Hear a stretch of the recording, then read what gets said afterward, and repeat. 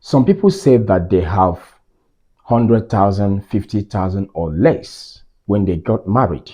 And now God has blessed them. They are now millionaires. And a lot of people have been told that you don't need money for you to start thinking about marriage. You don't need to make all the money before you think of settling down. This is what you have been told for a long time, for years. We've had this from preachers, from motivational speakers, from marriage and relationship counselors, that you don't need to make all the money before you settle down. Some people obeyed this principle and they got involved in marriage. Some said no, that they must make the money before they think of marriage. Some of the people that obeyed that principle and got involved in marriage, some of them are enjoying the marriage, while some of them are regretting the marriage. Now the question is this: do we really need all the money? Do we really need to make that millions and millions before we think of marriage? Since the Bible told us that he who finds a wife finds a good thing and obtaineth favor from God, that means when you don't have favor in your life, when you don't have good things happening in your life, you just need to get a woman. Because when you get a woman, you get a good favor, you have good things happening in your life. Since it was like that, why then do we keep away from getting married, expecting to make all the money? Now I'm going to tell us some reasons. There are many reasons why some guys, even some of them that have the money, they are afraid of settling down. Okay, now I'm going to tell us one of the reasons. There are many reasons, but I'm going to tell us one of the reasons that has made men to always want to make the money before they think of marriage. One of the reasons is caused by women. Let me explain. Some women got involved in marriage because they need money. They want to get involved in marriage to escape poverty. They got involved in marriage because they see marriage as a source of financial liberty.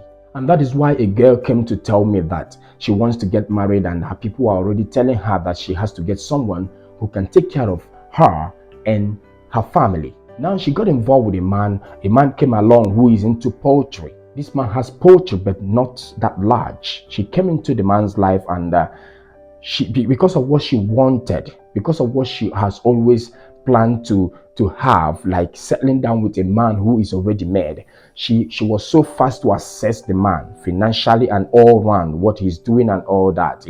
When she got involved in the life of this man, she realized that this man doesn't really have much, and she backed out. Then the second person came, who happened to be a tailor, sewing clothes. The man came into her life, and she has assessed the man quickly. Because she has already known what she wanted, she has assessed the man quickly and saw that this man cannot fit into her plans, because she needs someone who can take care of her and her family. That's the kind of mindset she has for her own marriage. Okay, now let me tell you that this girl happened to be a hairstylist, and this man that came to marry her happened to be a tailor. Now let me ask the question: can you tell me the difference between a hairstylist and a tailor? Look at a hairstylist, look at a tailor. They work hand in hand. Because of the mindset this young girl has, she has failed to understand that someone who is a tailor and someone who is a hairstylist can come together and create an empire. She has failed to understand that in the area of poultry, as a woman, she can come in and expand the business and make it so great. Because the Bible said that I will make you what? A helpmate. Not a money milker, but a helpmate that will come into the life of a man and help the man to complement the man and help the man to establish something great for his life.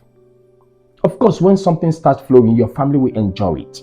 But this concept of going into marriage because of what you're going to get, some are caused by family members. They demand pressure on their daughter, and their daughter grow with this mindset, and they want to get involved in marriage because of what they will get and send to her family. That's a wrong conception of what marriage is all about. And because of this wrong conception in the mind of our young girls, men have seen that marriage is not something you go into without having anything in your hand, because you must have something to show. Some will say in Igbo dialect, Ogobuchionye. It means in English that your in-law is your God. I see most time when people make this statement because of financial involvement, they will tell you, Ogobuchionye, in-law is my God. My in-law is my God. Please let us change this conception of marriage. Parents, help your daughters so that our men out there will start getting married.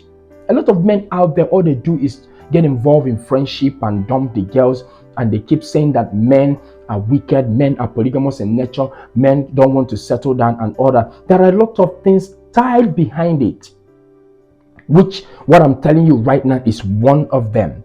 If we can solve this one, a good number of percentage of singleness will reduce in our society. A lot of men want to settle down, but there are so many things that have held them back. Please, young girls, listen. Marriage is not how much you take from it. It is how much you put to build it up. Please, let us understand this and see our society get better, okay? Thank you so much, and don't forget, this is House of the Sons Global. Bye for now.